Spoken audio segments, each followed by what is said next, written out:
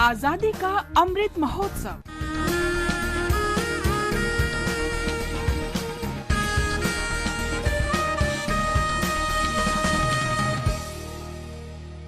आजादी का सफर आकाशवाणी के संग, एक राष्ट्र का जन्म। भारत का शानदार स्वाधीनता संघर्ष आधुनिक विश्व के महानतम संघर्षों में से एक है।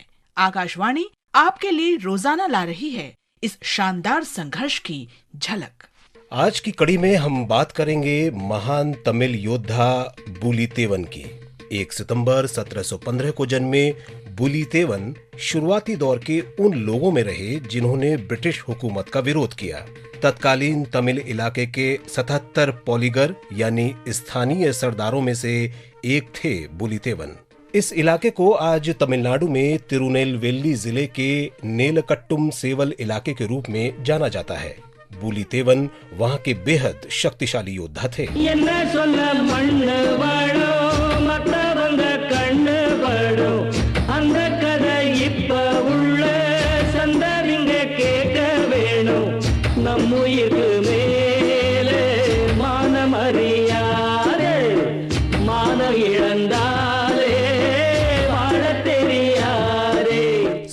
सदी के आखिरी दिनों में दक्षिण भारत के शक्तिशाली विजयनगरम साम्राज्य के विघटन के बाद पल्लम का शासन कायम हुआ।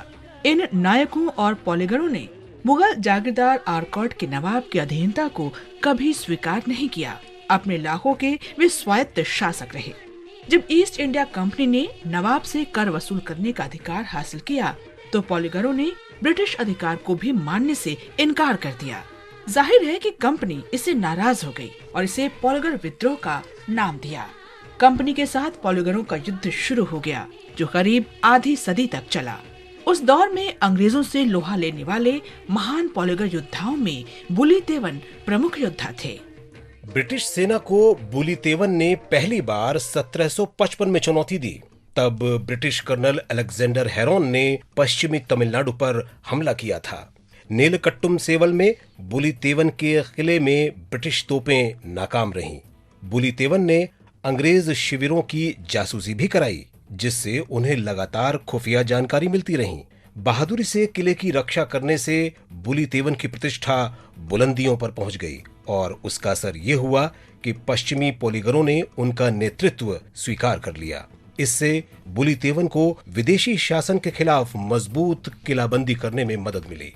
पड़ोसी त्रावणकोर के महाराजा के साथ गठजोड़ के लिए तेवन ने अपने अनूठे कूटनीतिक कौशल का उपयोग किया। अंग्रेजी सेना 6 साल तक इस इलाके पर कब्जा नहीं कर सकी।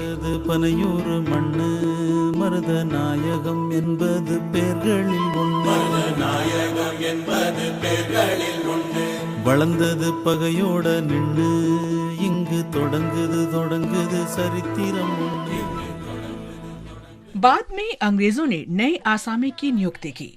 इस बीच वे फूट डालने की कोशिश भी करते रहे। इसका असर भी हुआ और पॉलीगरों का त्रावणकोर के साथ हुआ गठबंधन टूट गया। जिस यूसुफ खान को कंपनी सरकार ने आसामी बनाया, वो स्थानीय निवासी था और बाद में उसने इस्लाम स्वीकार कर लिया था। यूसुफ खान भले ही पॉलीगरों पर नियंत्रण करने में सफल रहा, लेकिन बाद में उसने खुद अंग्रेजों से विद्रोह कर दिया। कई पॉलीगर भी उसके साथ आ मिले। उसने बुलितेवन के साथ भी संघर्ष किया। चूँकि उसे पॉलीगरों का भी समर्थन मिलता रहा, लिहाजा बुले लगातार अपने इलाके खोते गए। त्रावणकोर की सेना भी यूसुफ की सहयोगी बन गई, लिहाजा दोनों ने मिलकर बुली पर हमला किया। बुलितेवन ने इसका जमकर सामना किया, लेकिन वो अपने गढ़ नेलकट्टुम सेवल को नहीं बचा सके।